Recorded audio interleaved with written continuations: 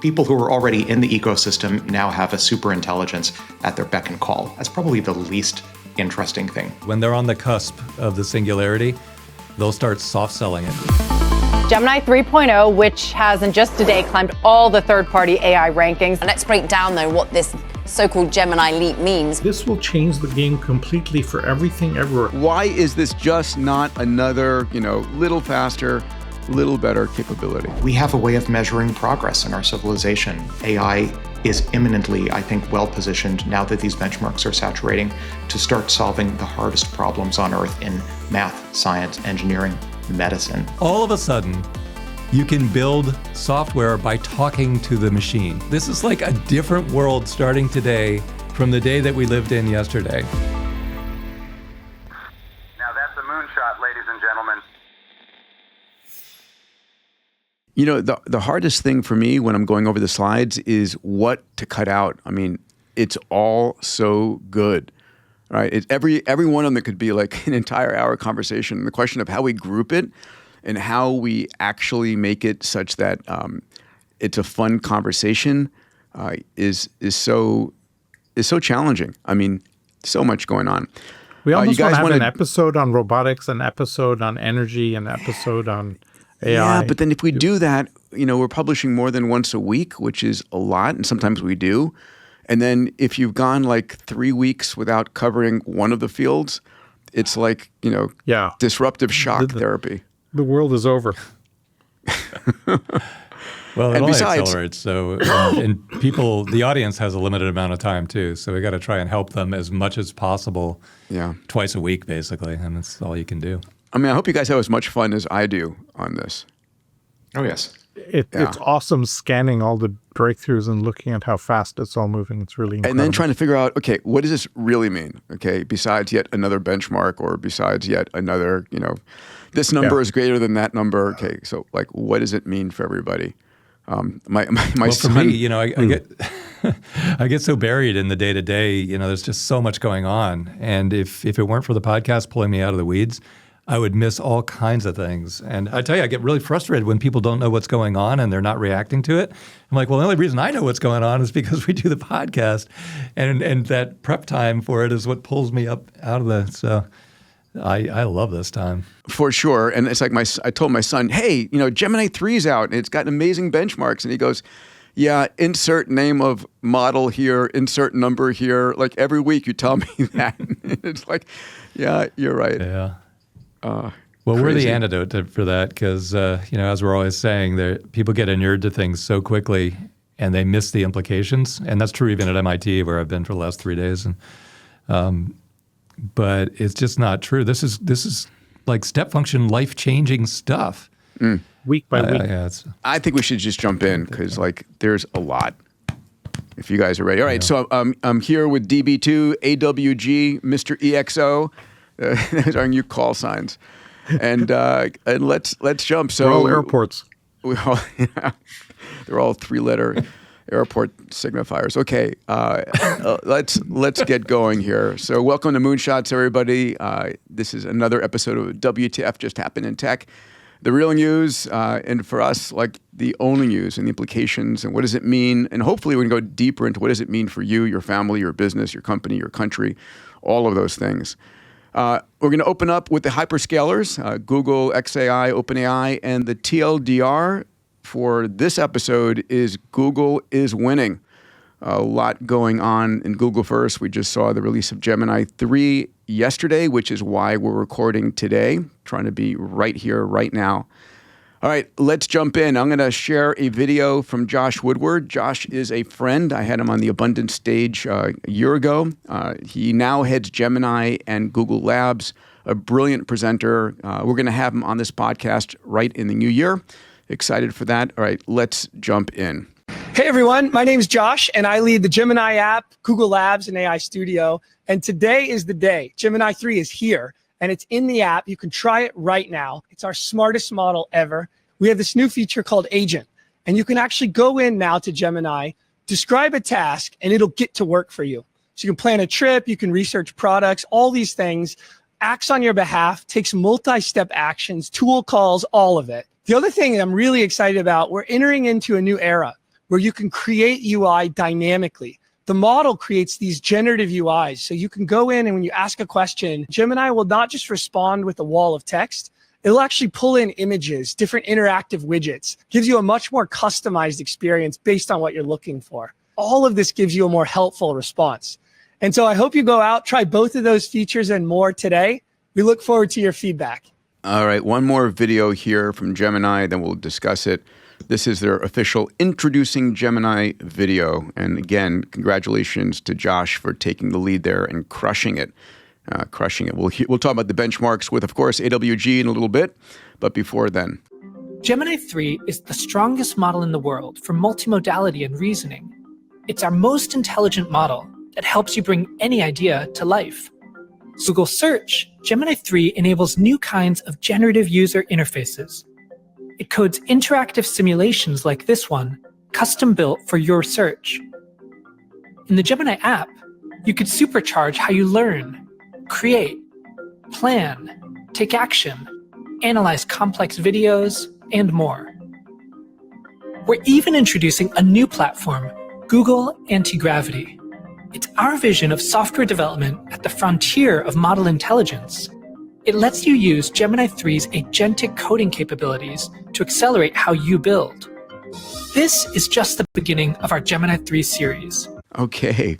Who wants to dive in first? Dave, you want to jump in? What's this mean to you? Why is this just not another, little faster, little better capability? Dave is full kid in the candy store here. This is great. Well, I can't wait to hear Alex's take on this too. It's at 50% almost in humanities last exam. It's such a step function change in history. And I was over at MIT last night talking to a bunch of undergrads, and I'm trying to tell them, look, you don't know this, but 40 years ago, we started writing code as a species. And we started with COBOL and, and PL1 and APL. And then ones and zeros and hexadecimals where we That's started. True. We started with assembly. And I swear to God, if you look at what happens today when you write code versus 40 years ago, it's identical. It's like a higher level language. Nothing's really changed. All of a sudden, you can build software by talking to the machine. It is such a different world starting today and moving forward. And I'm hoping they can then generalize and say, well, it's coding today, it's gene sequencing tomorrow, it's all white-collar automation the day after that. Then it's all industrial design of robotics is done by voice. This is like a different world starting today from the day that we lived in yesterday. And it's really hard to get people to fully understand the implications. It's just such a... Well, anyway, we'll get into it. All right. I can't tell you how big this is. Alex, what's your takeaway, buddy? I've said in the past here, I think the singularity is probably an optical illusion. When you're in the midst of it, space-time feels flat. And every time I hear the question, well, what else is new? The benchmarks are going up and to the right. Doesn't feel really transformative. That to me is a sign that when you're in the midst of a singularity, that space-time feels flat and breakthroughs that are happening essentially every week or every day feel prosaic. There are so many transformative aspects of Gemini 3. Just walking through those two videos, starting from maybe the least transformative aspects, the Gemini app itself, which is how many people are likely to first encounter Gemini 3, now is integrated with all of the other Google properties. So there's been a lot of belly aching over the past year, like, why can't I agentically have Gemini write my Gmail for me, or have it organize my calendar for me, or interact with YouTube movies? I've been playing with Gemini Agent, with the agent mode part of Gemini 3, and that's seamless at this point. It's literally a single click to get Gemini 3 order your entire Google platform-based existence or Google Workspace-based existence. That's probably the least interesting thing. But a powerful driver for people to switch to Google as an all-in platform, right? I mean, that's what's really the situation that they're striving for. Google has billions of users across all of its products already. So I'm not sure at the margin the greatest impact on humanity is getting people to switch to Google. I think it's more people who are already in the ecosystem now have a superintelligence at their beck and call. And again, that's the least interesting thing. A couple of more interesting things in interacting with the model itself. And again, this is not focusing yet on the benchmarks. This is just on interacting with the client. it smells. People in the community refer to something sometimes as big model smell, a model that has certain types of capabilities that can't be arrived at through extended reasoning or through other sort of smaller footprint attempts to extend the capabilities of a model. Gemini 3 has what I think can be fairly termed big model smell. You can ask it to do cross-modal or multimodal tasks that are very challenging to do elsewhere. One of my first tasks was I fed it a photo of the MIT campus, and I asked it generate a 3D voxel block world type rendering that I could interact with. And one shot, basically zero shot, it produced an interactive 3D rendering of the MIT campus. There's also, I don't want to let this point drop, anti-gravity, the code development environment, the integrated development environment that is focused on Gemini 3. My understanding is that the Windsurf team, we've talked about Windsurf in past, Cursor competitor, many of the core members of the team joined Google DeepMind, and anti-gravity as the result. I was interacting with anti-gravity. It was a very impressive Visual Studio Code-derived experience for code development. So there are so many pieces here, and that's before we get to the truly interesting stuff in my mind, which is the benchmarks. Yeah. You know, one of the things one of the things we said a while ago is when they're on the cusp of the singularity, they'll start soft selling it. And you noticed, Google put out all these benchmarks that are mind-blowing, and the only thing they put out in terms of content is that Josh Woodward clip from a second ago. It's contrast that to the open, the GPT-5 release, right? Which was a special hour-long presentation by Sam and so forth. This was, like you said, a very soft sell.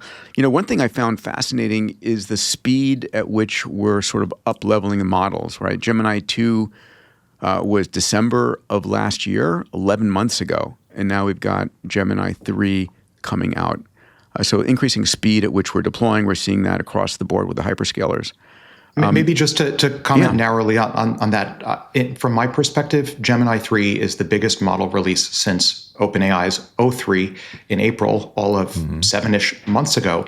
GPT-5, to the extent GPT-5 may have felt slightly underwhelming, I would argue it's because almost all of its raw capability jumps actually happened a bit before in the form of O3, and then maybe think of GPT-5 as O3, which is actually O2 because O2 was trademarked, so it had to be called O3.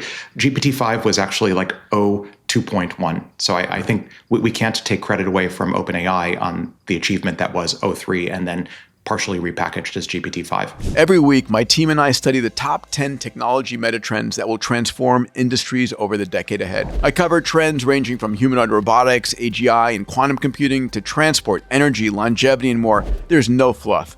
Only the most important stuff that matters, that impacts our lives, our companies, and our careers. If you want me to share these metatrends with you, I write a newsletter twice a week, sending it out as a short 2-minute read via email. And if you want to discover the most important metatrends 10 years before anyone else, this report's for you. Readers include founders and CEOs from the world's most disruptive companies and entrepreneurs building the world's most disruptive tech. It's not for you if you don't want to be informed about what's coming, why it matters, and how you can benefit from it. To subscribe for free, go to Diamandis.com/metatrends to gain access to the trends 10 years before anyone else. All right, now back to this episode. This for me is seeing Google go from reactive assistant, right, where you're asking it for something, to autonomous agent, and handling, complex real world data. And we're going to see that in the next slide. Let's go there. So let's go to Gemini 3 delivers breakthrough profitability in AI-run mini economy. This is the Vending benchmark, which I love this. And Gemini 3 outperforms Grok, Claude, ChatGPT in long-term business management tasks. To explain to us what this means, the king of benchmarks, Alex, let's go to you. I love benchmarks. I love this benchmark in particular. So this is a benchmark, Vending Bench Arena, that's maintained by a company named Andon Labs. It's derivative of another benchmark that they maintain named Vending Bench 2. The basic premise is AI agents are given simulated $500 to start. They're put in charge of a simulated vending machine. They're given tools that they can manage. So they have the ability to send and read emails, like real, full natural language emails. They're given the ability to search a simulated internet.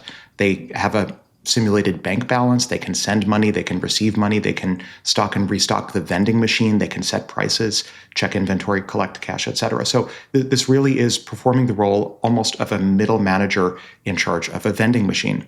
And if the simulated agents maintaining the vending machine, if they fail to pay a $2 daily fee for 10 consecutive days, they go bankrupt. And the goal of the game is to maximize the return on investment for that initial simulated $500. And I think this is just such a lovely self-contained proxy for AI agents as first-class economic actors. If AIs can do a spectacular job of managing this pretty rich simulated vending machine world, then I think they're halfway to autonomously running their own real-world businesses and becoming AI entrepreneurs, at which point we get zero human startups. Wow, it's amazing, right? We talked about this. Gemini 3 is delivering almost 3,000% more profit than GPT-5 or Claude Sonnet.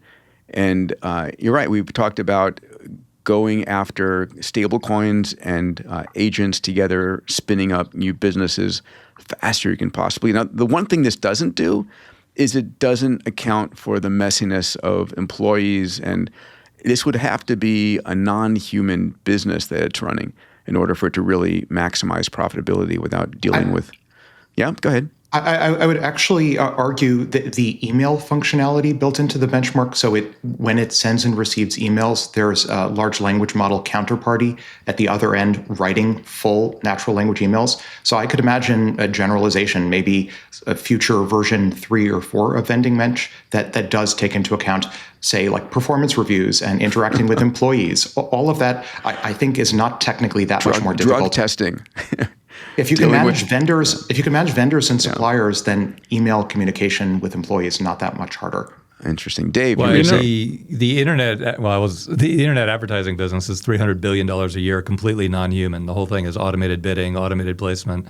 I'd be surprised if the non-human economy is anything less than $1 trillion already.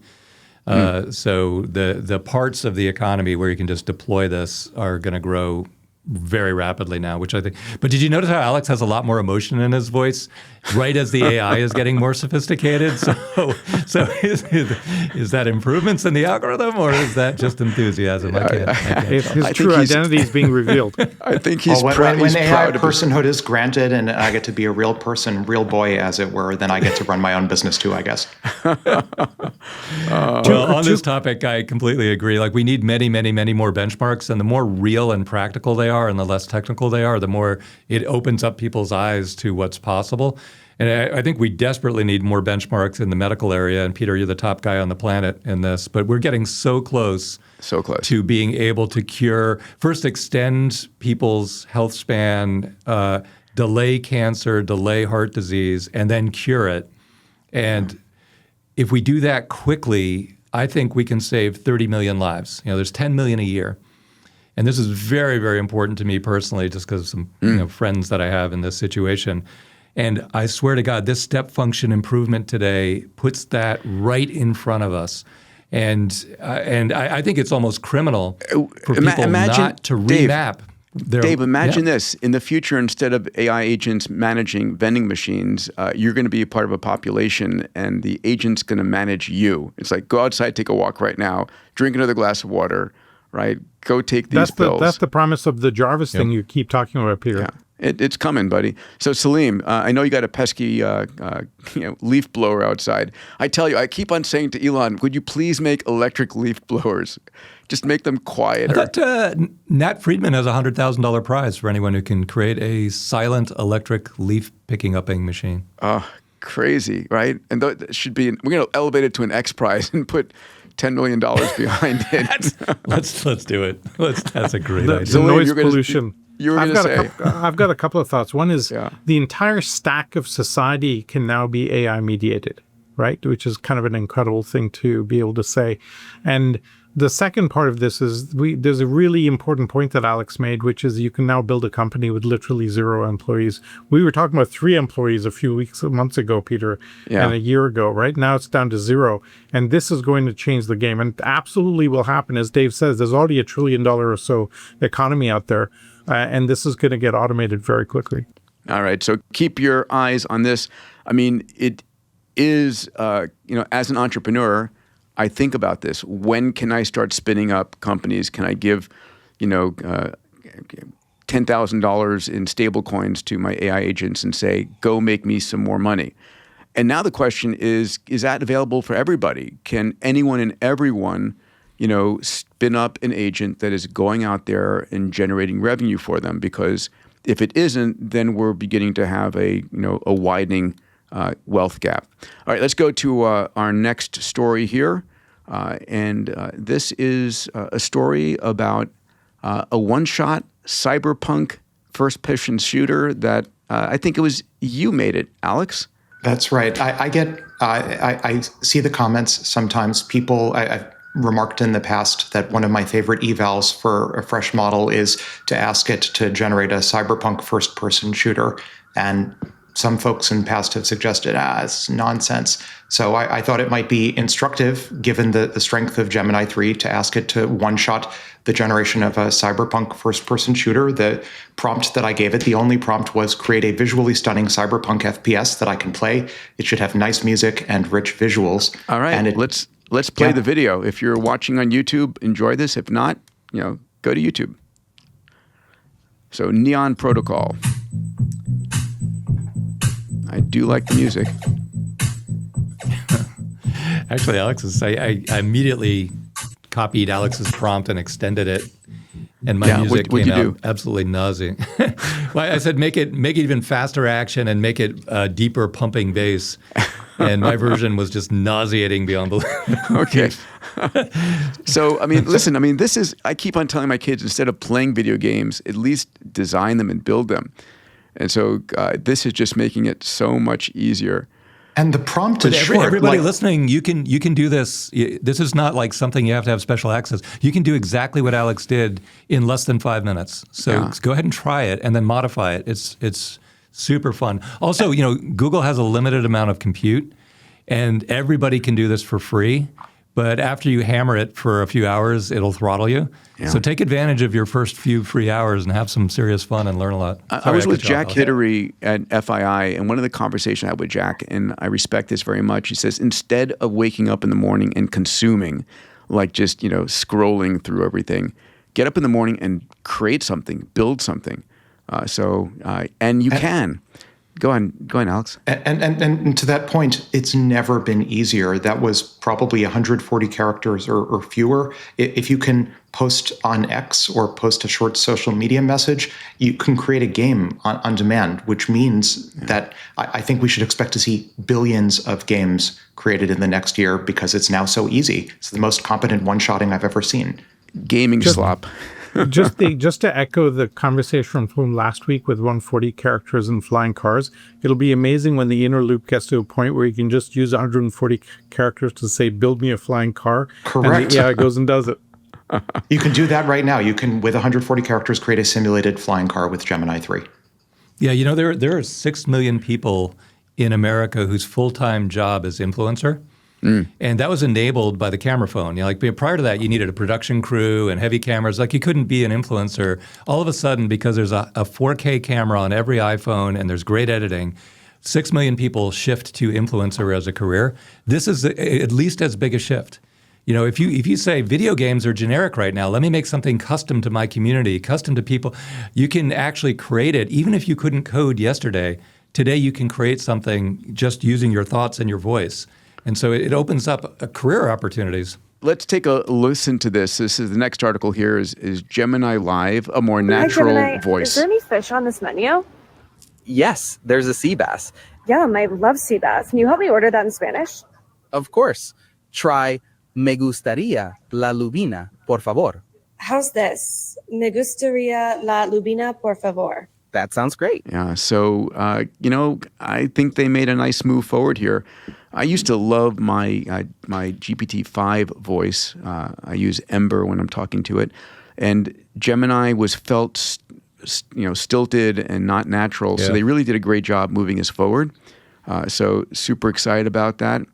Interesting on the translation side. We talked in one of the previous pods about Duolingo being disrupted. Well, over the year now, it's down almost 50% in the last year. So a lot of challenges there. They're going to have to reinvent their business model, which I'm sure they will. Dave, what are your thoughts on this? I'd like you to remember what Peter just said, for later in the pod, because I had the exact same experience where the OpenAI version of the voice was much more engaging. I can talk to it while I'm driving. It's great. And then the Google version was stilted and robotic and just no fun. So now Google has leapfrogged, and it's actually better, but they did it under competitive pressure from OpenAI, and I think you're going to see that theme throughout everything that we see on this pod, that OpenAI hopefully will catch up and leapfrog again, but that's the only reason Google moves is because of that pressure. Otherwise, things just stall.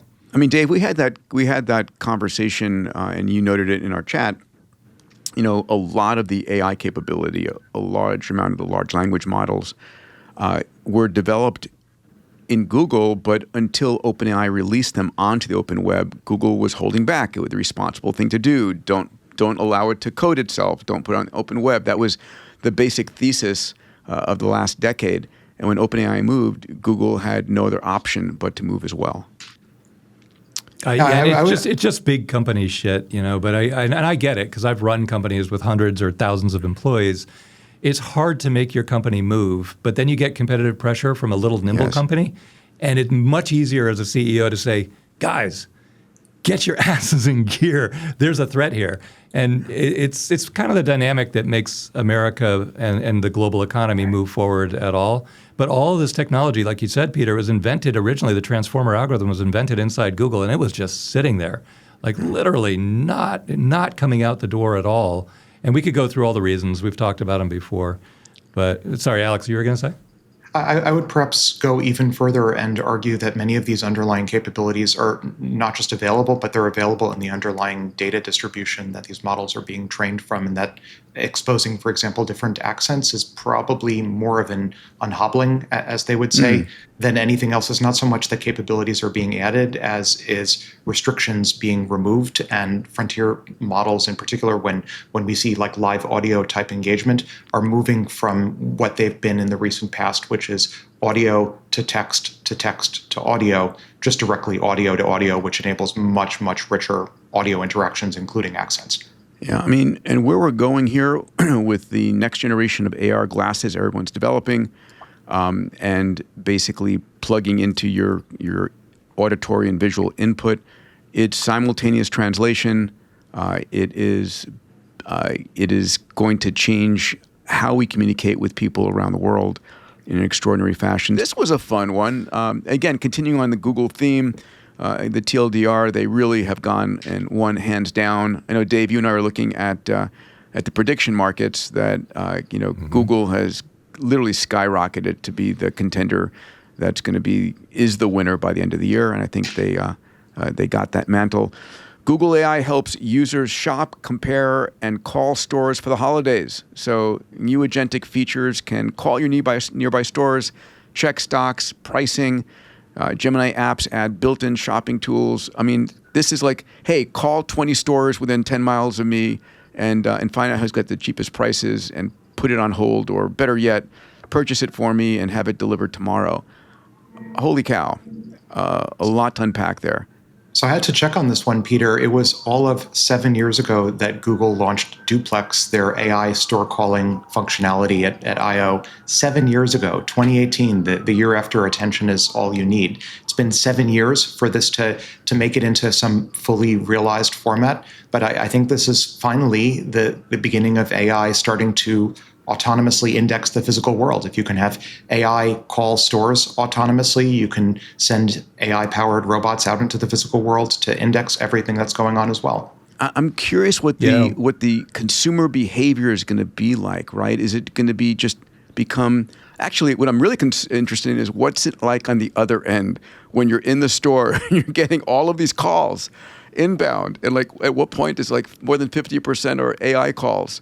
And I mean, you have AI answer the AI calls, obviously. Sure.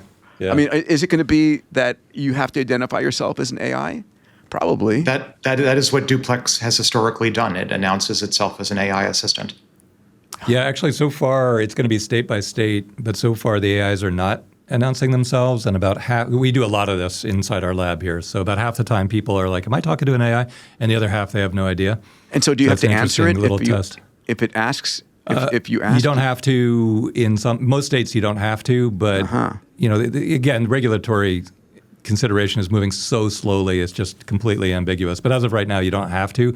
But it doesn't hurt to say, "Yeah, I'm an AI," or even declare it up front. It's not hurting the call performance rates at all. So you might as well just say, "Hey, I'm an AI, but I'm so much more helpful than the guy you were going to talk to."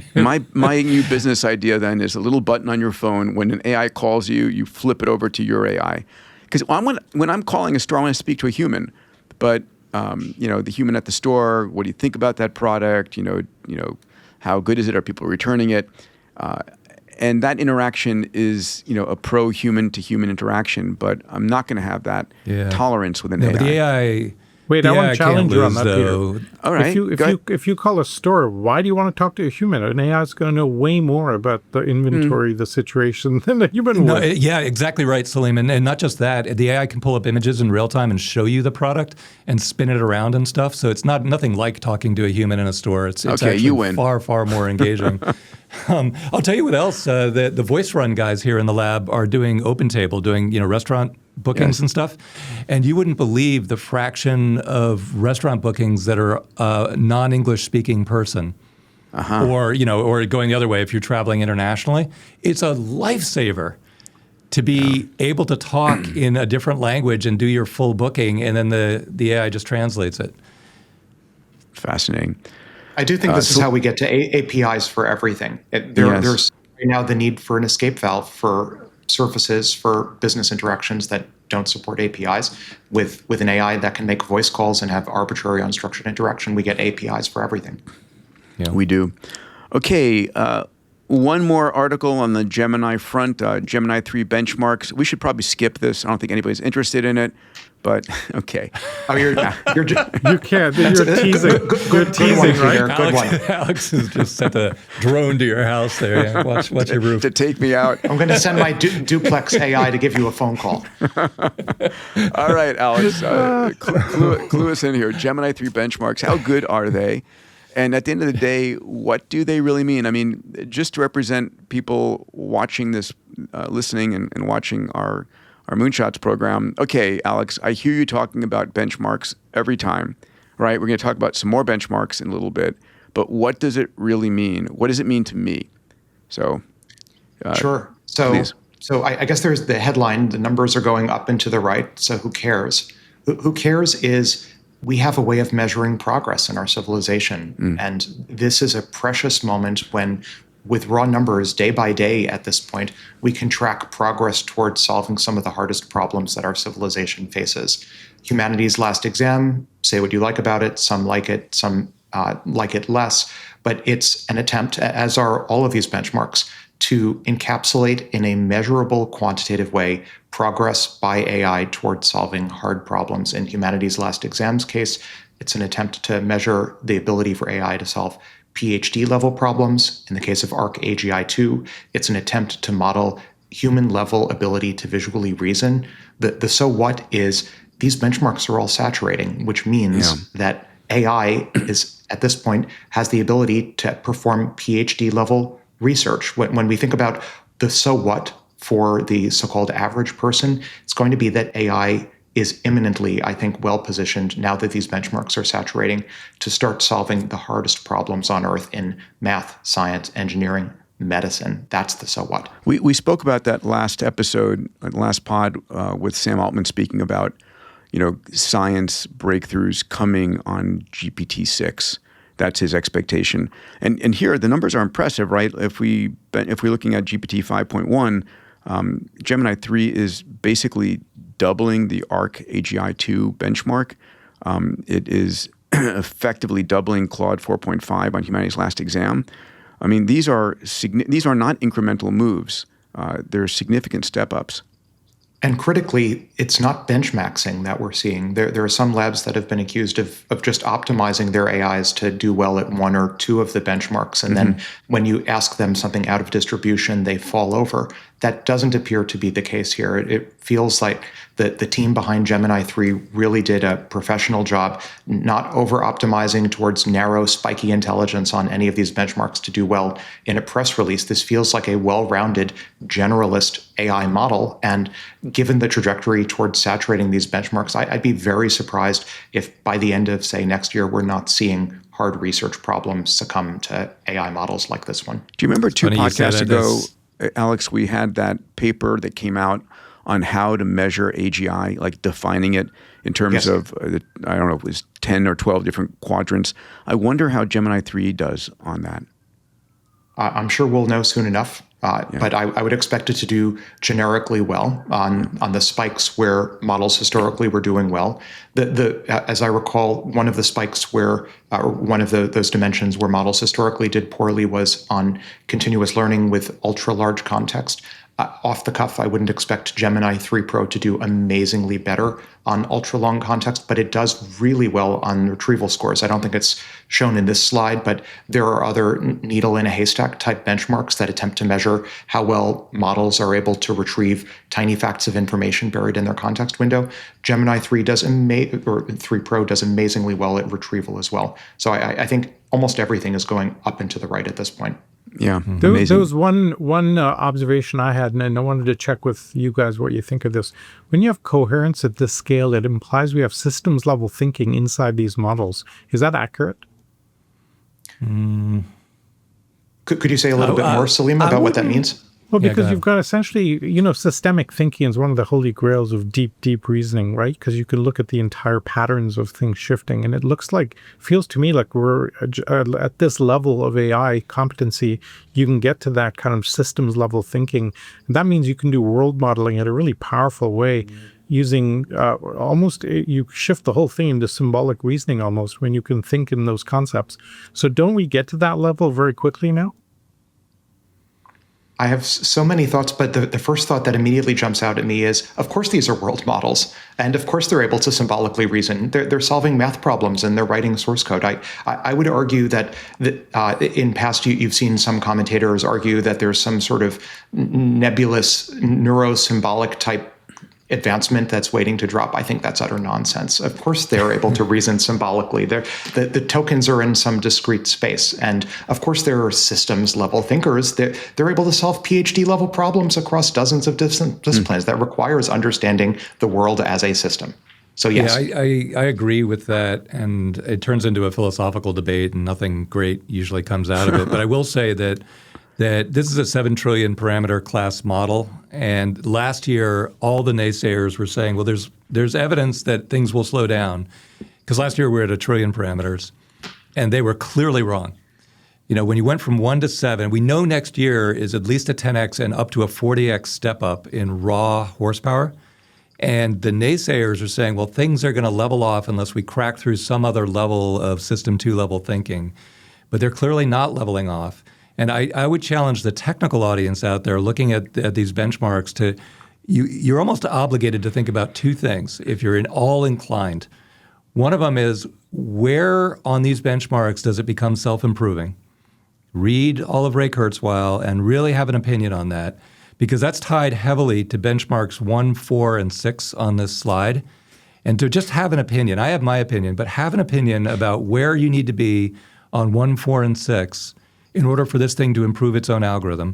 That's a critical point. And then the other one is, where do you need to be on the benchmarks to start proposing cures to diseases and being right?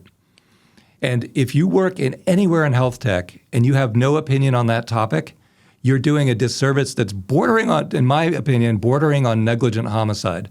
Because this can save lives if you work on it, if you apply it to whatever you're doing in health tech. And you're obligated to get your head out of the sand, look at this podcast, study the numbers, and at least have an opinion. And even if that opinion is, no, it's not going to work, that's fine. I'm okay with that. But to say I don't know or I didn't listen to the pod, that is absolute negligence. Can I ask a question to you, Dave and Alex? Jan LeCun comes out saying we have gone down the LLM rabbit hole, and that's the wrong direction. We're optimizing on that. We need to go through a different evolutionary tree to really get to AGI. What are your thoughts? All the old people say that, and all the young people don't. When that tells you something out of the gate, you're sorting yourself into an age bucket just by saying it. And there's definitely a philosophical divide in there. But the question I would ask isn't, is there another innovation that we need? It's whether a human will have that innovation or this exact AI scaled will have that innovation. I would bet. I would bet on the AI. Anytime. Either way, we have so much to absorb just from where we are now. Forget everything else that may come along later. Yeah, I think there are also many paths to AGI, and I know and respect Jan's work, and I know he favors an approach toward AGI that's more focused on actions in an embedded space rather than in terms of autoregressive models. That may be a perfectly legitimate approach as well, but when I see the scaling laws continue to hold and capabilities continue to go up and to the right without any new paradigms, it makes me think maybe really we can just continue scaling and don't need to worry as much about yet another paradigm shift. And let AI do that. All right, let's go on here. Yeah. Let's turn to... Insert my normal rant about AGI here, and we can move on. Okay. Yeah. So noted and approved. This episode is brought to you by Blitzy, autonomous software development with infinite code context. Blitzy uses thousands of specialized AI agents that think for hours to understand enterprise-scale code bases with millions of lines of code. Engineers start every development sprint with the Blitzy platform, bringing in their development requirements. The Blitzy platform provides a plan, then generates and precompiles code for each task. Blitzy delivers 80% or more of the development work autonomously, while providing a guide for the final 20% of human development work required to complete the sprint. Enterprises are achieving a 5x engineering velocity increase when incorporating Blitzy as their pre-IDE development tool, pairing it with their coding copilot of choice to bring an AI-native SDLC into their org. Ready to 5x your engineering velocity? Visit Blitzy.com to schedule a demo and start building with Blitzy today. All right, next story. OpenAI introduces GPT 5.1 for developers. So again, this is a benchmark question.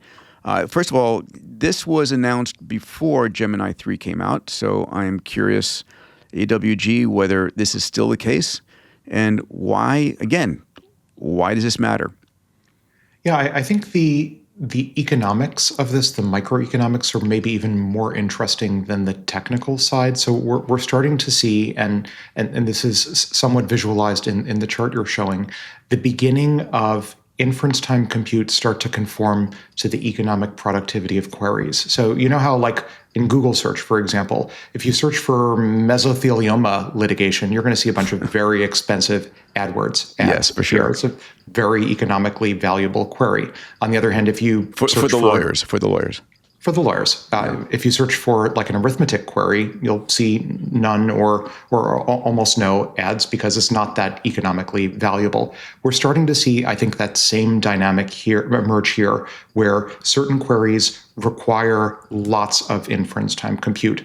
And so what we're seeing at the routing layer with GPT 5.1 is even more compute being allocated to queries, to prompts that really require a lot of compute. And then for the lighter, easier queries or prompts, we're seeing less compute get allocated. And I think it's actually pretty profound. It's not just a matter of moving around the deck chairs in some sort of zero-sum game. I think this is actually almost a premonition for what the economics of post-superintelligence will look like. One of the things I think the most about is who's going to pay at the end of the day for the trillions of dollars of CapEx in data center build out? Who's going to pay for it?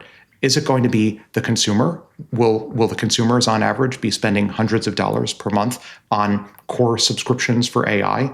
Or will it be enterprises that are spending billions of dollars in some cases for enterprise level tasks? And I think what we're starting to see here is that modally probably it's going to be the enterprises paying lots of money for the most valuable tasks in the same way we're seeing right now in microcosm. Some of these harder tasks, harder prompts get allocated a lot more inference time compute at the expense of easier queries. I would totally bet on that direction, just because if you're, say, Target, you can manage merchandising and get 20% extra margin on something, then it's worth the extra compute on the back end. And we'll see a lot of that. But there are places where consumers will spend hundreds of dollars a month on their iPhone, on their plan, because it enables them in an extraordinary fashion. But remember that the money to be made here is on the margin from persuading people to switch their behavior from what they otherwise would have done. If they were going to spend the money anyway, that money doesn't go to the AI. It goes to the entire value chain underneath the phone manufacturer. Mm-hmm. Mm-hmm. All right. Well, I can tell you, in my experience, you have to operate at the margin, at the extreme end of what these are capable of. And I've tried to either save money or to get more speed by dumbing it down by a half step. And it just isn't the same. And so it just feels like everybody wants to be at the forefront. And this is the weirdest product that's ever been launched on humanity, in that it's talking to you as it's selling to you. And so, you start with a subscription, they give you this incredible experience, and then it tells you, well, you want more of that, you need to upgrade. But it's actually telling you, it's talking to you about upgrading. No product, no cable company, no iPhone has ever done that before. So it's a salesman baked into its own capabilities. It's kind of creepy, actually. It's very weird. All right, let's stay on the OpenAI theme, and this is a fascinating story. It's an important one. OpenAI-backed startup aiming to block AI-enabled bioweapons. So this is a startup called Red Queen Bio, and they received a $15 million investment from OpenAI, which, by the way, just sounds really small compared to all the $100 billion and $1 trillion investments being made. But Red Queen is using advanced AI plus lab testing to spot vulnerabilities in biological systems. They're basically saying, hey, we want to stop people from using these AI models to create bioweapons. Super important. Who wants to jump in first? I'd love to speak to this one, maybe for starting with the literary reference. So for those not tracking, Red Queen in this case is a reference to a scene in Through the Looking Glass where Alice and the Queen are constantly running just to stay in the same place. So the Red Queen's race in general is used as a metaphor to cases where a lot of effort is required basically to maintain a standstill. And in this case, I think the other key concept that I think is ultimately quite profound out of what Red Queen Bio has announced and the reason why they're taking funding is we've just spent quite a bit of time talking about how as you pour more compute onto these models, the capabilities keep increasing. Mm-hmm. Inevitably, you have to worry about alignment and safety as well. In society, if you're growing a city and you double the population, you're going to approximately want to double the police force or the safety force. Wouldn't it be wonderful if, as the capabilities of AI keep scaling, keep increasing, the safety measures, the alignment and other properties that make them safe for humanity, if those also benefit from scaling with more compute? So seeing scaling laws, and Red Queen Bio's announced that they've uncovered scaling laws for biological safety measures. I think this is the way we achieve alignment. Just like, again, the scaling law for police forces in a city, a little bit sublinear relative to population. Same idea here, but nonetheless close. As capabilities increase, we want to live in a world where we achieve so-called defensive co-scaling, where the resources and capabilities of safety measures scale close to proportionally with the resources and capabilities of the underlying models. Yeah, let me add some data to that. So today, or at least last year in 2024, the biosecurity, biodefense market was $34 billion. And it's expected to double by a decade from now, 2034, 2035. But here's the quote that really hits me, right? So an extreme bioattack scenario could have a multi-trillion-dollar global loss. And the notion is, could you create such a bioweapon for $1,000, right? It's the asymmetric situation where a small amount of money using complex models could do a lot of damage. And so there's got to be this layer of defense. I mean, it's critical. When I talked to Eric Schmidt, I remember a couple years ago at FII, the number one scenario that is of greatest concern are bioweapons. Something that can be, you take an existing virus, you change its viral payload, you make it much more infectious, and release it. Salim, you and I have had this conversation that one of the most important things is going to be to set up these biosensing capabilities at train stations, airports, bus stations that are filtering the air and looking and doing rapid sequencing of everything they come across. The majority of the bioweapons that are concerning are airborne, right? So a person coughs or sneezes and it's there. And one thing that is in our favor is that these viruses, these bioweapons, can only move at the speed of an airplane. That's the fastest it can go, right? And it travels. We saw that with the release of COVID. So if you can detect it at an airport, sequence it on the spot, develop an antiviral, and then transmit that at the speed of light, not the speed of 600 nautical air miles per hour, then you have a chance of battling it. And this is what we're talking about. This is also exactly why open source AI is dead in America. Meta decided, okay, we're not open sourcing. So now none of the U.S. labs are open sourcing anymore. So the only open source models are coming from China. But if you're a U.S. company, usually a terrorist in a basement in some jurisdiction somewhere in the world isn't the sharpest tool in the shed, and you're counting on them not knowing how to build the weapon. But when you give them genius level AI as a sidekick, suddenly they're empowered to build virtually anything in that basement, and that's the risk. No U.S. company wants to be responsible for that. So they're trying to cut it off at the query level, saying, wait, as soon as you ask the AI to help you create a bioweapon, it stops. And so the open source would be a huge leak in that. So the U.S. labs don't do the open source anymore. The Chinese still do. So Alex, how do you comment on that? How do you deal with that if it's a model running on my laptop and somehow it contains enough knowledge to do this, and I can query my laptop, no one ever knows the query I've made, it's just resident there. How do we deal with that?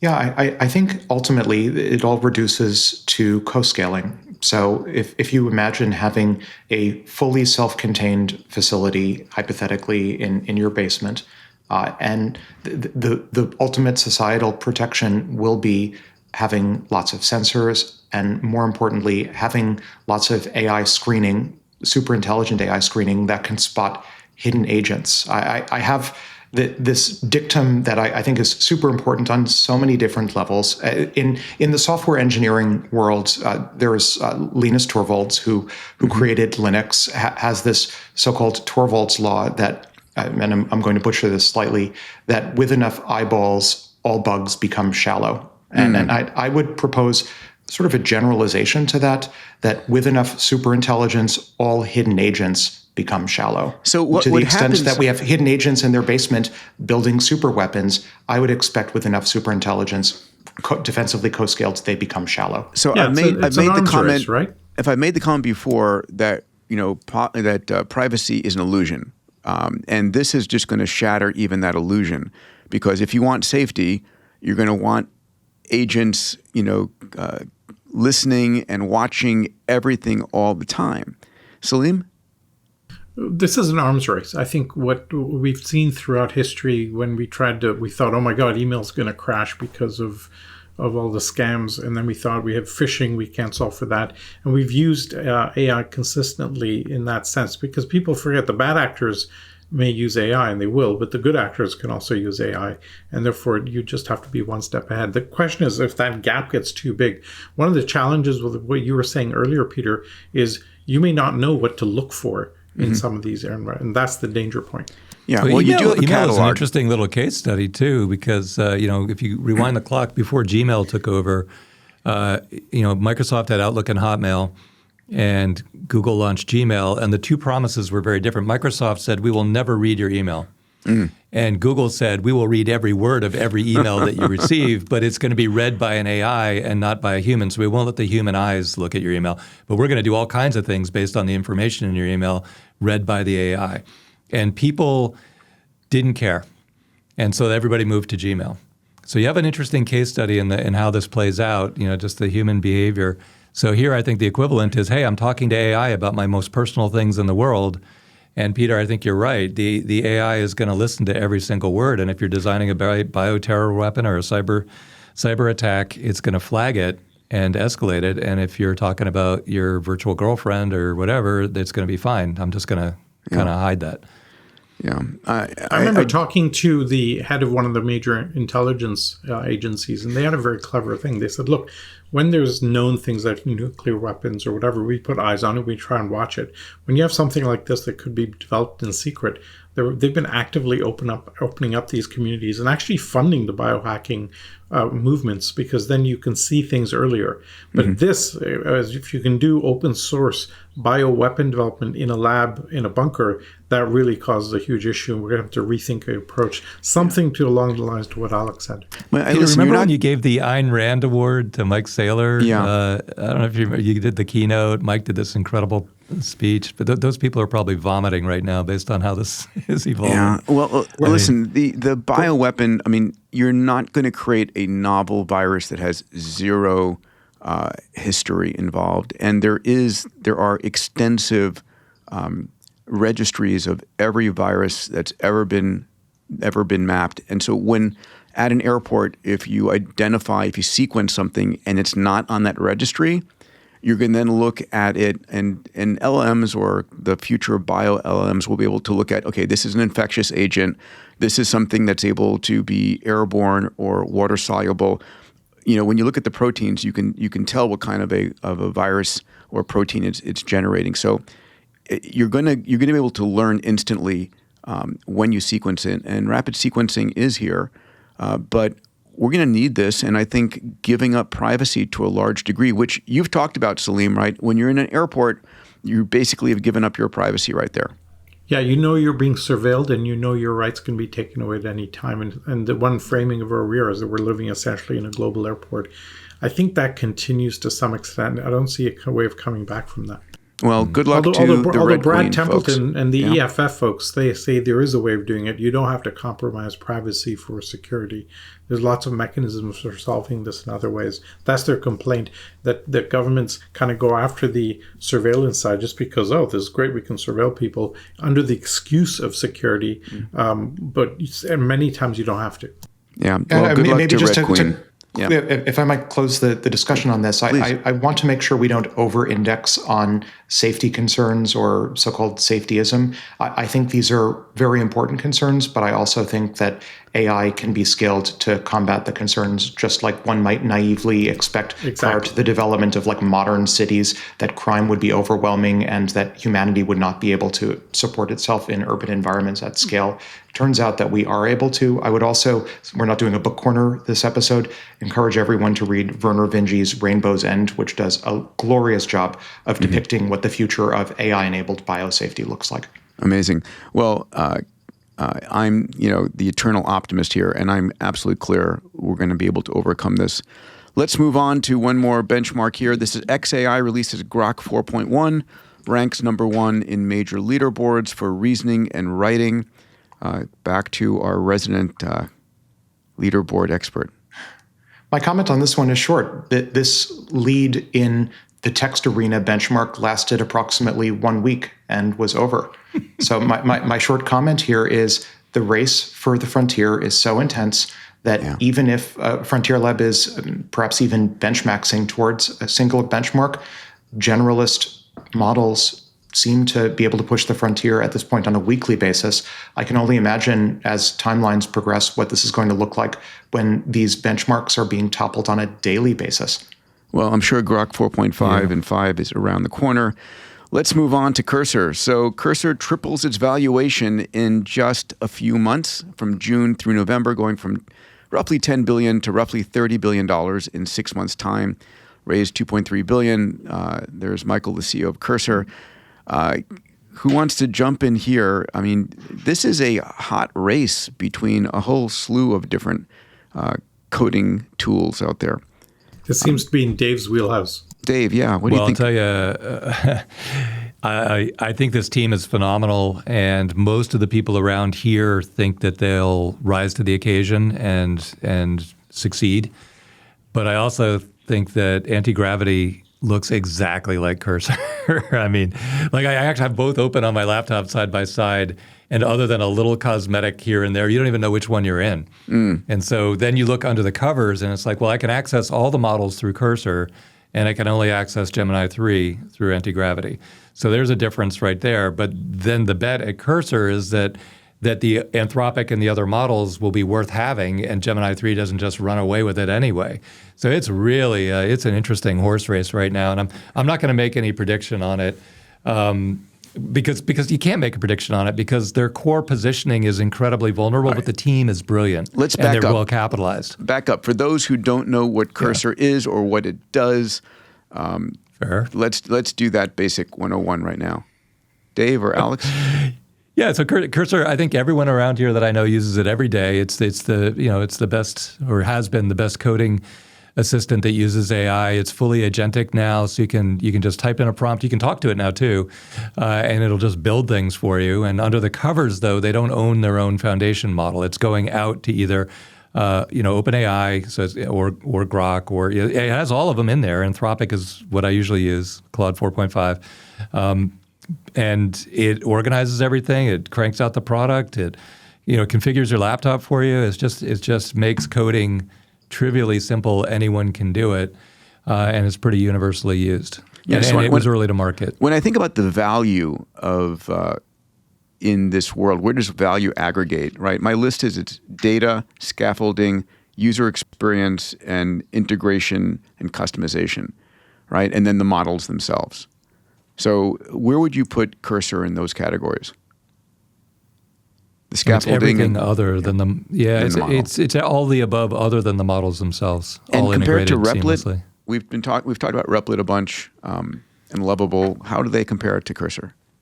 So Replit and Lovable are much more for your mom and pop who want to build some like a video game quickly or an invite to a birthday party with moving graphics or whatever. You can build something while you're flying your plane, Peter, like you did.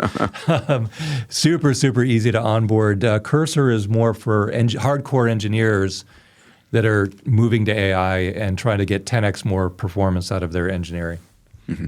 I would just note for what it's worth, all of these or almost all of these integrated development environment companies, including Cursor, are rolling out their own first-party models. It's almost inevitable that they want to climb down the stack to own more of their software supply chain.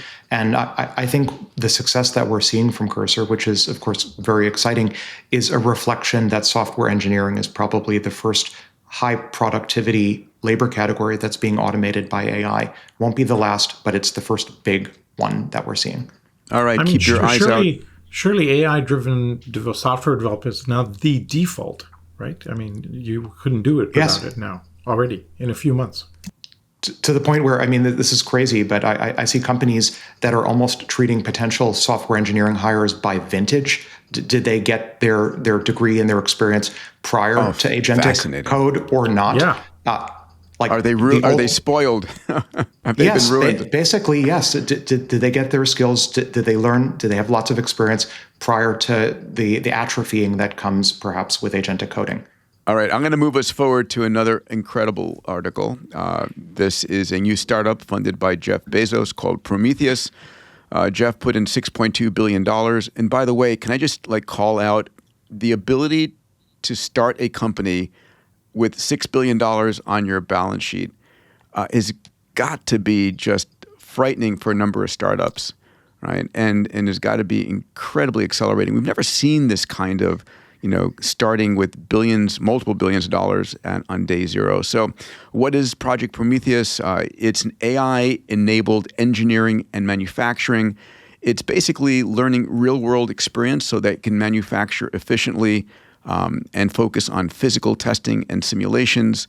And I love this other bullet point here. Prometheus has hired nearly 100 researchers from OpenAI, Google, Meta, and other labs.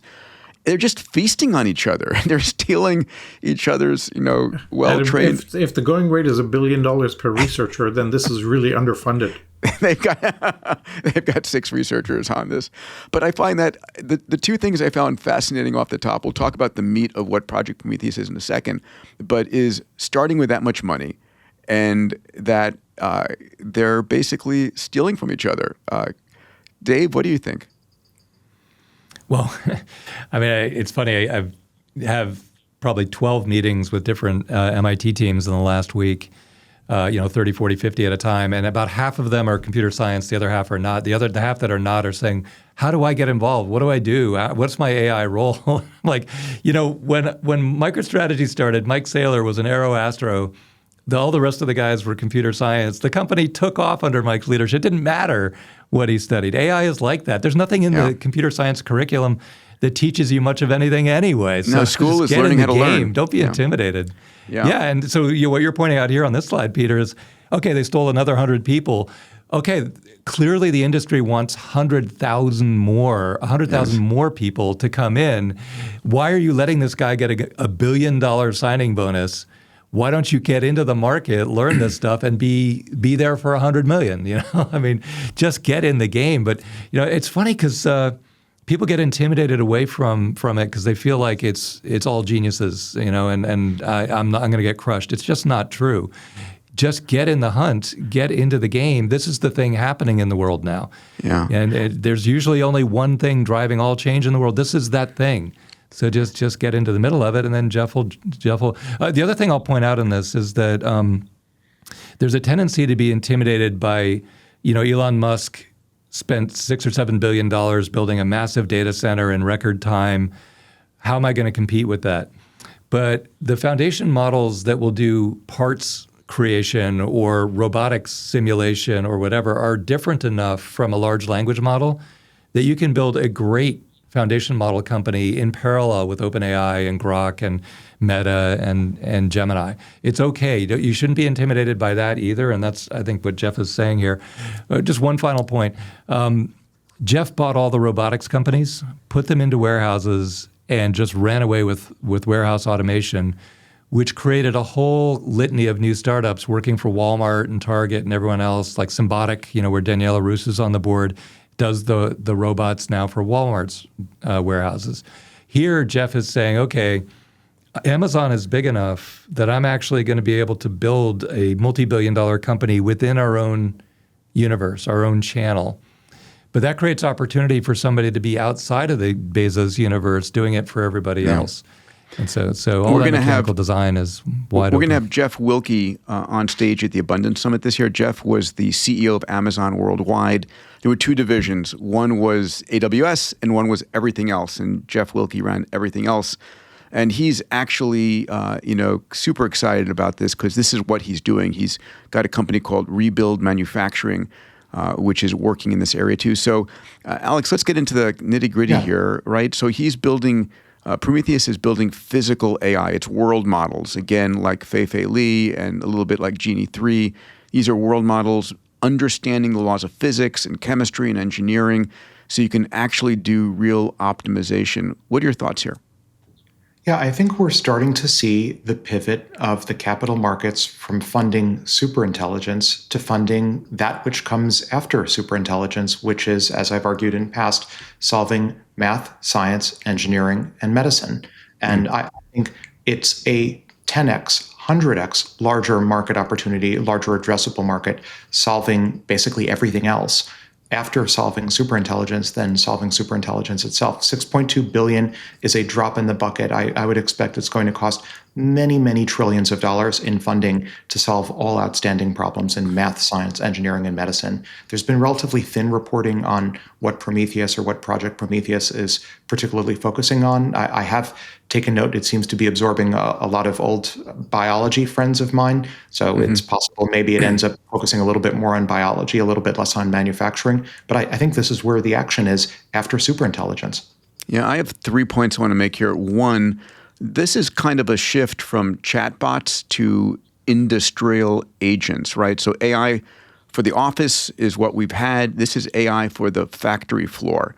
where there are physical consequences, where the systems are able to operate the factories because they understand the physical constraints and situations and logistics.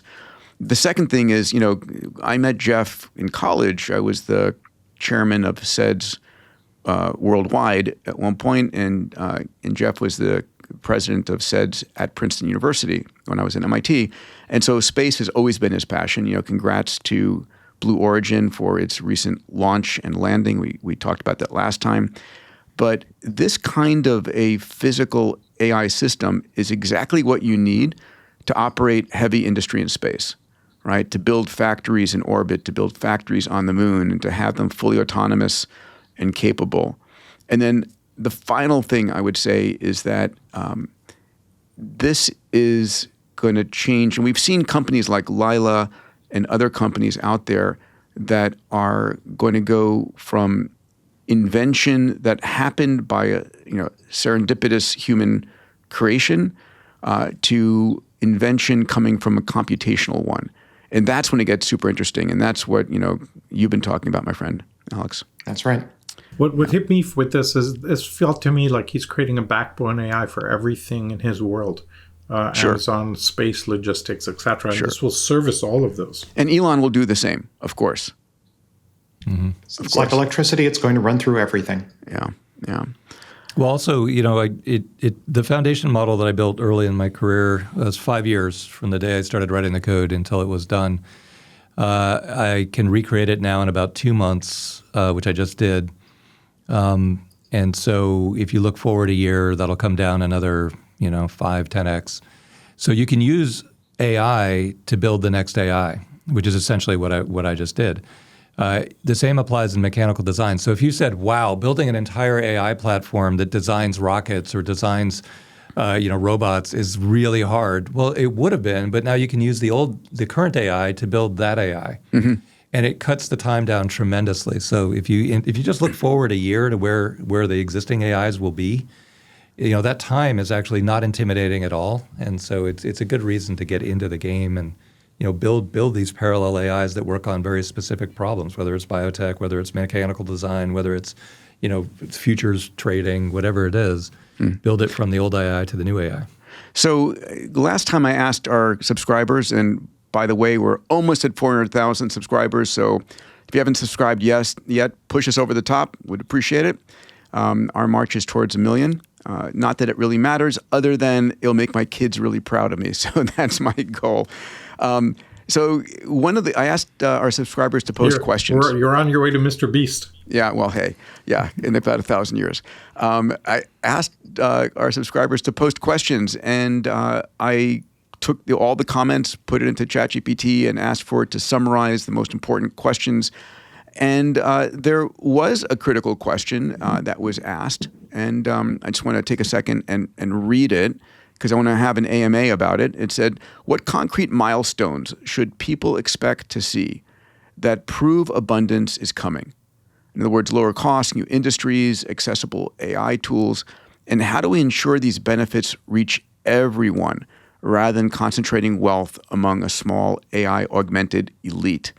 So I want to play a video that was posted on X today, and then we're going to talk about this question. But AI and humanoid robots will actually eliminate poverty. And Tesla won't be the only one that makes them. I think Tesla will pioneer this, but there will be many other companies that make humanoid robots. But there is only basically one way to make everyone wealthy, and that is AI and robotics. All right. So that's Elon's thesis.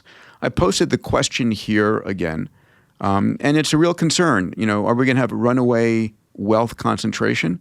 And honestly, if you want me to believe in this future of abundance you keep talking about, guys, what are the concrete milestones, and how do we ensure these benefits reach everyone? How do I know it's actually coming? And can I let's jump into this. Can I throw out a couple of points? Yeah. There's an important framing here where let's not talk about the wealth gap, right? The reason is that the richest people in the world are always going to keep getting richer, and the poorest people are going to have nothing. The issue is more, can you lift the bottom? If you lift the bottom, who cares? Yeah. Right? You make this point all the time. All the time. It's my next book, right? I mean, 1,000 years ago, the king and the queen on the hilltop lived below poverty today, by the way, and there was thousands of serfs that supported them. And what we've done and they died is, of a tooth infection at age 22. or they were bled by leeches, as the king and the queen up there. And what we've done is, yes, we're heading towards a world where there are trillionaires living on Mars. But if every man, woman, and child got access to all the food, water, energy, healthcare, education they could possibly want, we've lifted the bottom of humanity to a point where mothers can believe their children have access to everything they need. That's the world I want to live in. That's the world I want to create. So let me speak just to that for a second, Please. Right? We forget, because we see all this, we see people getting richer, et cetera, but we have to remember the unbelievable benefits accruing to every level. I'll give you a concrete example. When Please. the tsunami hit Indonesia in 2004, all the ship-to-shore communications were wiped out. And so the government gave cell phones to all the fishermen saying, hey, if you're out fishing, you see another tsunami, text it in, et cetera, et cetera. And they found to their surprise that their incomes had increased by 30% over the next 2 months. So they looked into it, and all they were doing was texting in to see what the market price was of the fish. Should they stay fishing? Should they come in and sell? Or which port they go to? Who's paying more? Yeah. So now just that little hint of what Alex would call the inner loop allows you to increase income pretty radically by having the democratized access and demonetized access to cell phones, smartphones, and now AI. And this will change the game completely for everything everywhere. I'll touch two areas. One is education. You can now sit a child down with a smartphone and say, create a lesson plan for grade 7 algebra, and they're going to learn 10 times faster than all the kids stuck in elementary schools right. in the West that are by law have to go to these things, right? The second is healthcare, where any single medical condition can now be diagnosed instantly. And when you get something early, the cost of treating it drops by like 100x. So those two are very concrete areas where AI will make a massive difference in two areas that were traditionally inaccessible and hard to get and expensive. Let me read the numbers here. So the U.S. average expenditures for a family, and this is 2023, was $77,000.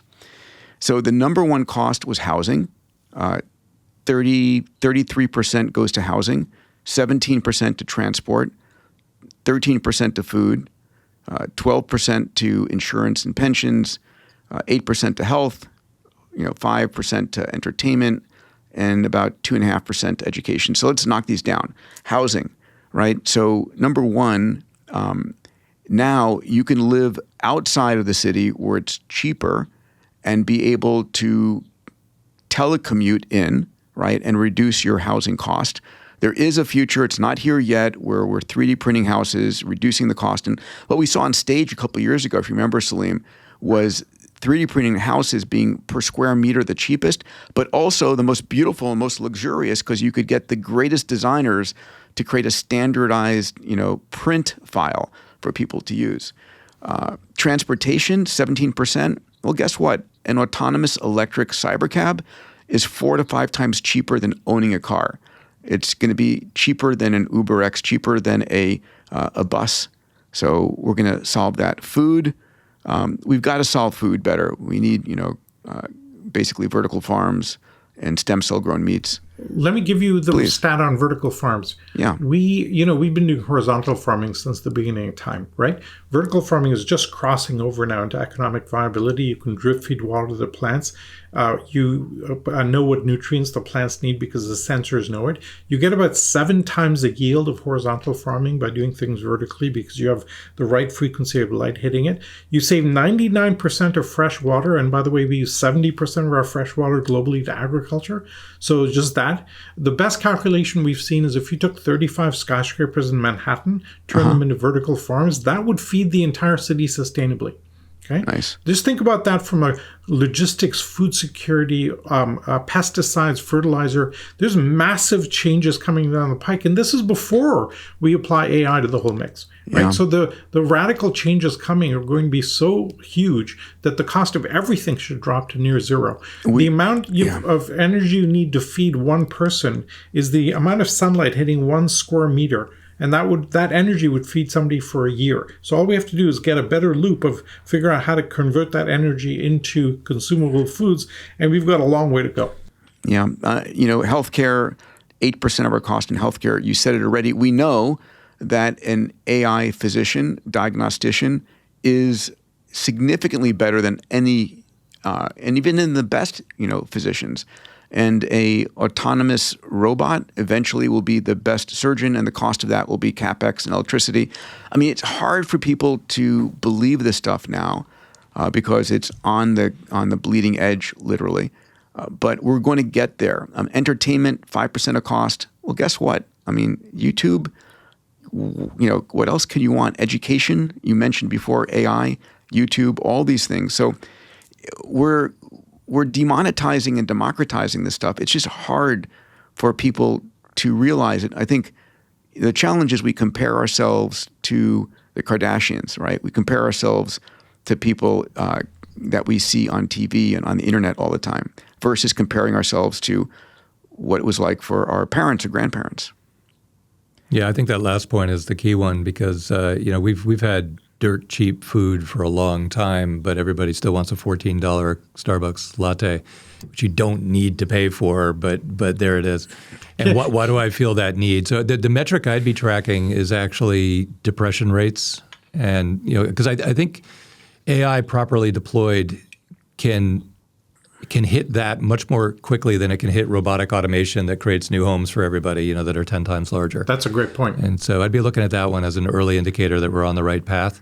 And it's not a no-brainer. You got to really think it through because, you mentioned rent is at the top. 33% of household income gets spent on housing on average.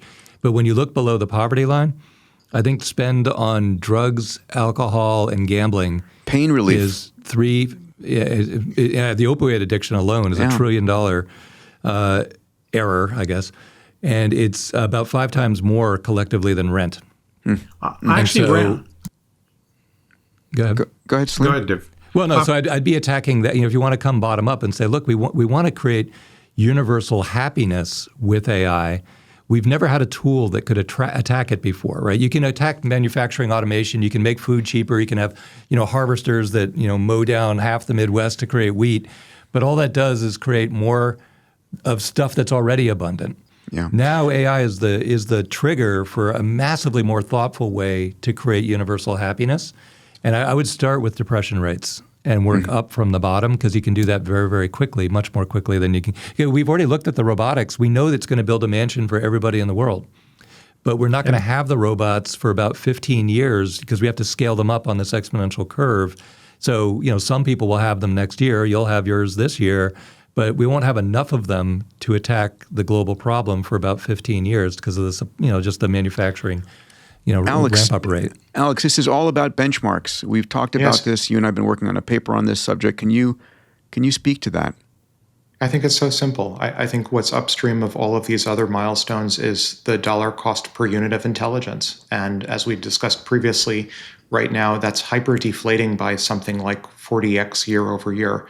So to keep the party going and to make sure that all of these downstream considerations, cost of living, healthcare, housing, et cetera, that these all hyper-deflate ultimately alongside cost of intelligence, I think it's largely a regulatory and social concern. We've spoken previously about, for example, the difficulties of getting Waymos in Boston. That's a regulatory consideration. The cost of intelligence needed to autonomously drive cars around, that's making excellent progress. But ultimately, in order to, say, provide essentially free, autonomous, on-demand transit to everyone, there's a regulatory bottleneck. And in order to avoid in order to ensure that the benefits of intelligence too cheap to meter become evenly distributed, I think it's going to require some revision of social coherence and the social safety net to make everyone comfortable with the downstream consequences of intelligence too cheap to meter, including healthcare and housing and energy and utilities too cheap to meter.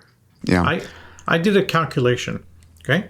So if you wanted to have a reasonable life, you could do it for $20 a day in Bali. Okay, housing costs about $10 a day, and your meals are literally about $2 a day, and then a bit of extra. Okay, so for about $20 a day, you could do it. If you had half an Ethereum, which is about $2,000, you can put it into DeFi trading pools and earn about 1% a day, which is about $20. Okay, so half an Ethereum of capital allows you to live crudely, but allows you to live in a very lovely spot in the world for near very low cost. And think about just that feedback loop on that, because as you double that, if you triple that, if you 10x that, and all of a sudden you get into a really great place. You can survive today on a very small My budget feet are in anywhere. the sand. My feet are in the sand already. Yeah. I'm ready. And of course, Salim, that Ethereum comment was not investment advice, just to let everybody know. But it is interesting that Harvard has doubled down on Bitcoin. And now that we're in the Bitcoin doldrums, it's nice to see the institutions. I mean, I remember when we went from wacky individuals buying crypto to now institutions and financial institutions and sovereign funds and so forth. But countries also. Not investment advice. All right. What an amazing episode. And we've actually just gone through half of our stories. But I think to make this consumable, because the feedback we've gotten from folks is please try and keep the episodes under an hour and a half. So we're listening over we're trying all your hard. comments. We're trying hard. So we'll have to spin up another conversation on everything going on in data centers and energy and space and so much. I mean, it's hard during the singularity to keep up with everything going on. Just the mind-blowing stuff from Gemini 3 was worth covering properly. Oh, for sure. It's worth good to it. be left. Just a reminder, last summer, not that long ago, Polymarket said everybody, the top 5 had an equal shot at being the best AI model by the end of the year. Now it's 91% Google, but by next summer, that's down to 60%. So it's kind of like 50-50 that someone else will take a lead by next summer. Leapfrogging. Well, that's what we should hope for, because Alex said the key point, as usual, 40x is what you should expect next year. 40x. People really struggle 40x in anything. So if the cost per intelligence comes down by 40x, or just raw intelligence goes up by 40x next year, you should expect that. Very hard to visualize all that means. So we'll do everything we can on the podcast to try and make that tangible for people, but really try and digest that, coming out of this Gemini 3 incredible breakthrough. Yeah, and just hats off to Josh Woodward, to Sundar Pichai, to Demis Hassabis for an extraordinary job on Gemini 3. Just so proud of what they've been able to create. And of course, a lot more coming. And I have one announcement. Yeah, please. Sometime in December, we're going to do a meaning of life session online. So Okay. I've had enough clamoring from my community and other people and people that go to Abundance that people want to do it. So stay tuned. We'll get more details next time around. Well, we'll do it also at the Abundance Summit on the Wednesday night. This is Salim waxing poetically and philosophically for about 5 hours straight. Well, it's like a late night French salon type discussion. Oh my God. Alcohol or equivalent mandatory on the metaphysics, philosophy, and what does it mean to be alive in today's Starts world. at 10 p.m. What time does it end? Dawn? It depends on the audience, but the crazy ones we've gone till dawn. Oh my God! Because we never get a structured conversation on the meaning of life. We never get that. So let's have that conversation. Well, we'll do it. You'll do it, and I'll join you for at least until my bedtime at 9 o'clock, and then I'm exiting the building. But I'm going to do it online in about a month, so we'll get details. We'll do it earlier. And last time we talked about the potential for a moonshot gathering. We've had 500 of you email us. So if we get to 1,000, if you're interested in a moonshot gathering next fall, you can send an email to moonshots@diamandis.com and let us know you're interested in having these conversations and gathering with other moonshot listeners. And once again, we put our call out for outro music. And this is a piece by John Novotny. And it's called Moonshot's Metal Version. But here's the key. You need to see this.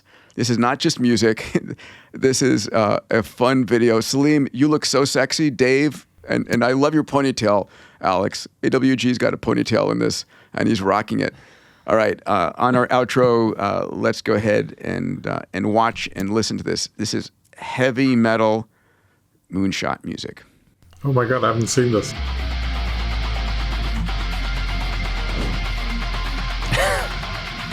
Whoa. We ignite the shadows with neon veins, riding sonic thunder through static planes. Oh my God. No.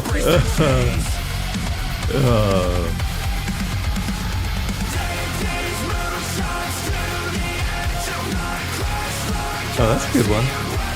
Very Jensen.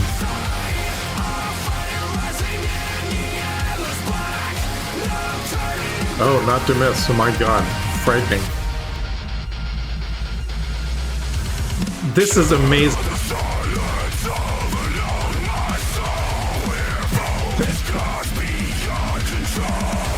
Cool. Bottling the lightning. I gotta get the ponytail on that. Peter and Salim, your look in that video was really good. You should just do that. I love Salim with the sunglass move. Dave, you on the guitar, and AWG, you on the keyboards, and that ponytail was you, buddy. You gotta grow that ponytail. Apparently so. All right. We got some good listeners. Thank you, John, for that. That was amazing. Yes, DB2, AWG, and Mr. EXO. Have a fantastic week. I love doing this, and thank you to all of our listeners. Yeah. Great episode. All right, take care, Peter. Take care, guys. Every week, my team and I study the top 10 technology metatrends that will transform industries over the decade ahead. I cover trends ranging from humanoid robotics, AGI, and quantum computing to transport, energy, longevity, and more. There's no fluff. Only the most important stuff that matters, that impacts our lives, our companies, and our careers. If you want me to share these metatrends with you, I write a newsletter twice a week, sending it out as a short 2-minute read via email. And if you want to discover the most important metatrends 10 years before anyone else, this report's for you. Readers include founders and CEOs from the world's most disruptive companies and entrepreneurs building the world's most disruptive tech. It's not for you if you don't want to be informed about what's coming, why it matters, and how you can benefit from it. To subscribe for free, go to Diamandis.com/metatrends to gain access to the trends 10 years before anyone else. All right, now back to this episode.